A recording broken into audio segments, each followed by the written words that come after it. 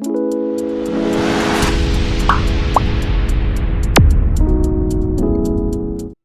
साथियों, स्वागत है हमारे YouTube चैनल जीनियस क्लासेस में। तो पिछली क्लास में अपन ने देख लिया था अनार की सामान्य जानकारी के बारे में देखा था, उसका बॉटनिकल नेम देखा था, पुनिका ग्रेनेटम पुनिकेसी, इसकी फैमिली देखी थी, गुणसूत्र संख्या 18 देखे था, जो इसका उत्पत्ति स्थान बहुत ही मोस्ट था, उत्पत्ति स्थान ईरान था, इसका उत्पत्ति स्थान, और इराक खजूर का उत्पत्ति स्थान था। तो ये देख लिया था अपन। उसके बाद में इसका फल प्रकार देखा था, फल प्रकार के बाद में इसके खाने योग्य भाग जूसी सीड कोड के बारे में देखा था, इसके बारे में अध्ययन कर लिया था। अब आगे स्टार्ट करते हैं अपन इसके बहार के बारे में। अब जैसे अपन ने पहले भी देखा था बहार, अम्बे बहार, 3 बार अपन ने पहले पिछली क्लास में देख ली थी, लेकिन आज फिर से इसके फरवरी मार्च जो भी महीनों के बारे में देखेंगे अपन, इसके पुष्पनिका फलन के बारे में देखेंगे। तो फर्स्ट बार कौन सी है? अम्बे बहार। अम्बे बहार में पुष्पन कब होता है? फरवरी मार्च के अंतर्गत। कब पुष्पन होता है? फरवरी मार्च के अंतर्गत। और फलन कब होता है? जुलाई अगस्त में। कब होता है? जुलाई अगस्त में। जो इसका मरग बहार में पुष्पन कब होता है? जून जुलाई में। कब होता है? जून जुलाई में। और फलन होता है नवंबर दिसंबर में। फिर देखते हैं अस्तबहार में पुष्पन होता है सितंबर अक्टूबर में। कब होता है? सितंबर अक्टूबर में। और इसका फलन होता है फरवरी मार्च के अंतर्गत। कब होता है? फरवरी मार्च के अंतर्गत। अपन देख रहे हैं अम्बे बहार में पुष्पन फरवरी मार्च में होता है, मरग बहार में पुष्पन जून जुलाई में होता है, अस्तबहार में पुष्पन सितंबर अक्टूबर में होता है। फरवरी मार्च जून जुलाई सितंबर अक्टूबर, फरवरी मार्च जून जुलाई सितंबर अक्टूबर, इस तरह से भी याद रख सकते हैं। बाकी इनकी ट्रिक बना सकते हैं अपन, इस तरीके से याद रख सकते हैं। आगे देखते हैं सबसे उपयुक्त बहार। जो असिंचित क्षेत्र होते हैं, असिंचित क्षेत्रों के लिए जो सबसे उपयुक्त बहार मानी जाती है वो है मरग बहार। कौन सी बहार है? मरग बहार। और जो सिंचित क्षेत्र है, जहां पर पानी की पर्याप्त मात्रा में है, वहां पर अम्बे बहार सबसे उपयुक्त होती है। कौन सी बहार सबसे उपयुक्त होती है? अम्बे बहार सबसे उपयुक्त होती है। उसके बाद में देखते हैं बहार नियंत्रण। जैसे अपन असिंचित क्षेत्रों में मरग बहार ले रहे हैं, तो जो बाकी दो अन्य बहार अम्बे बहार और अस्तबहार हो गई, तो इनमें जो पुष्पन आएगा तो उनका कैसे नियंत्रण करेंगे? तो उनका नियंत्रण करेंगे 1 से 2 ml प्रति लीटर, 1 से 2 ml प्रति लीटर जल के अंदर घोलते, इथ्रेल को जल में घोलते हैं, और उसका प्रयोग किया जाता है बहार नियंत्रण के लिए।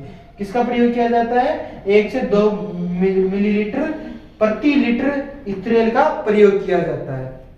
इंपॉर्टेंट है, पूछा जा सकता है एग्जाम में, पीछे भी पूछा गया है। जो अनार में बहार का नियंत्रण किससे किया जाता है? तो इथ्रेल के द्वारा किया जाता है। किसके द्वारा किया जाता है? इथ्रेल के द्वारा किया जाता है। मात्रा भले ही ना पूछे, लेकिन इसको पूछ सकते हैं कि किसके द्वारा बहार नियंत्रण किया जा सकता है। अब इसके इंपॉर्टेंट संस्थान देखते हैं। अनार के इंपॉर्टेंट संस्थान कौन कौन से हैं? तो एक तो है राष्ट्रीय अनार अनुसंधान संस्थान, राष्ट्रीय अनार अनुसंधान केंद्र। राष्ट्रीय अनार अनुसंधान केंद्र कहां पर है? सोलापुर महाराष्ट्र में।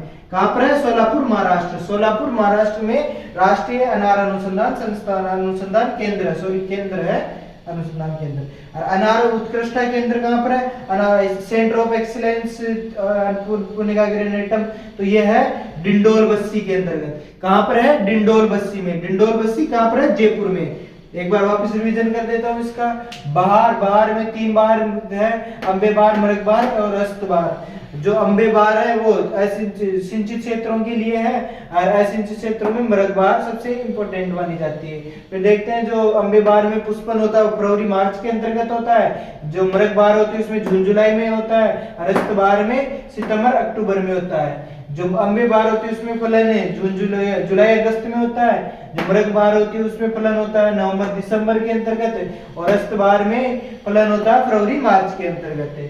और सिंचित क्षेत्रों के लिए मरग बहार इंपॉर्टेंट है, और सिंचित क्षेत्रों के लिए अम्बे बहार इंपॉर्टेंट है। उसके बाद में अपने बहार नियंत्रण देखा था, इथ्रेल का 1 से 2 ml प्रति लीटर में घोलकर उसका छिड़काव किया जाता है बहार नियंत्रण के लिए। राष्ट्रीय फल अनुसंधान केंद्र सोलापुर महाराष्ट्र, राष्ट्रीय फल अनार अनुसंधान केंद्र सोलापुर महाराष्ट्र में है, और जो अनार का उत्कृष्टता केंद्र है वो है डिंडोर बस्सी के अंतर्गत। इसी क्रम में आगे बढ़कर अपन देखते हैं कि उन्नत किस्में कौन कौन सी इंपॉर्टेंट वैरायटी बताने की कोशिश करूंगा। वैसे तो अनार की बहुत सारी वैरायटियां हैं, इतनी वैरायटी है कि आप याद नहीं रख सकते। कम से कम अकेले एक फ्रूट की 200-300 वैरायटियां निकल जाएगी।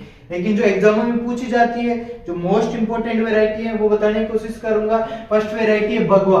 भगवा का ध्यान रखना, भारत में जो सर्वाधिक उत्पादन किससे होता है? भगवा से होता है। जो भारत में सबसे ज्यादा उत्पादन, सबसे ज्यादा उगाई जाने वाली किस्म इसमें कौन सी है, भगवा।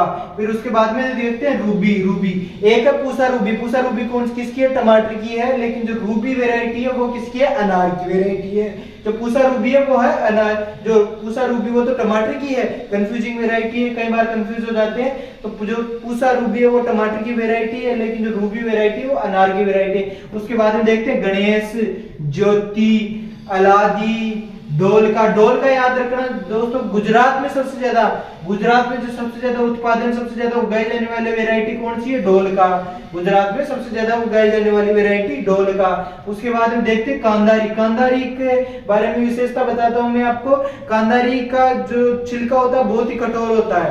तो अपन ने देखा था अनार का छिलका टेनिन के कारण बहुत ही कठोर होता है, तो कांदारी का और भी ज्यादा कठोर होता है। सबसे ज्यादा कठोर जो छिलका रहता है वो कांदारी का रहता है, इसके फल काफी कठोर होते हैं। फिर देखते हैं वंडरफुल।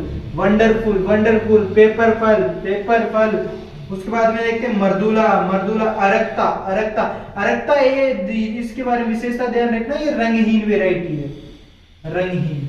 जो अपन ने देखे अनार के दाने लाल रंग के होते हैं अधिकतर अपन ने देखे हैं, लेकिन जो अरक्ता वेराइटी है जिसके अनार के दाने रंगहीन होते हैं, अनार के दाने क्या होते हैं, रंगहीन होते हैं। Jalore seedless. Jalore seedless important variety, most important variety, JET में पूछी गई है, जेईटी में पूछी गई है और भी सुपरवाइजर में भी पूछी गई है। Jalore seedless, Jalore seedless. उसके बाद में देखते हैं जोधपुर सीडलेस। कौन सी है, जोधपुर सीडलेस। फिर है Jodhpur red, Jodhpur red. First देखी थे अपन ने, एक बार वापस रिवीजन करा देखता हूं।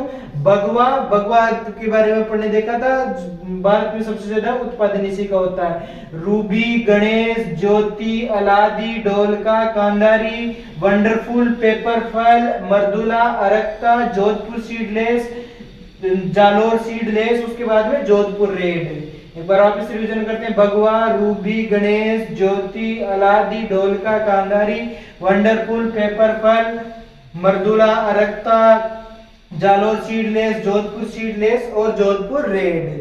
अब आगे देखते हैं अपन इसमें जो महत्वपूर्ण क्रिया कौन कौन सी कराई जाती है। तो महत्वपूर्ण क्रिया में देखते हैं अपन इसका जो उत्पादन, जो इसमें निपिंग, निपिंग क्रिया सबसे मस्ट होती है। निपिंग क्रिया कराई जाती है उत्पादन हेतु शीर्ष भाग को हटा दिया जाता है। दोस्तों जो अनार का पादप होता है, अनार के पादप में उत्पादन बढ़ाने के लिए जो उसका शीर्ष भाग होता है उसको काट दिया जाता है, जिससे जाइलम और फ्लोएम से जो पोषक तत्व प्रदान होते हैं पौधे को, वो शाखाओं को प्रदान होंगे तथा शाखाओं से जो फ्रूट लगे रहते हैं फ्रूटों को प्रदान होंगे। ज्यादा से ज्यादा क्या होगा, फलन होगा, ज्यादा से ज्यादा फलन होगा तथा उत्पादन ज्यादा होगा। उसके बाद में देखते हैं रोग व कीट। रोग व कीटों में देखते हैं मोस्ट इंपोर्टेंट रोग कौन सा है इसका, जीवाणु अंगमारी। जैसे नाम से स्पष्ट हो रहा है जीवाणु अंगमारी, तो किससे होगा, जीवाणु से होगा।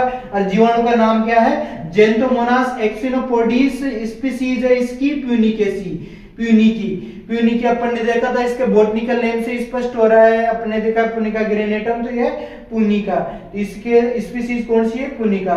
Xanthomonas एक्सिनोपोडीज species Punika.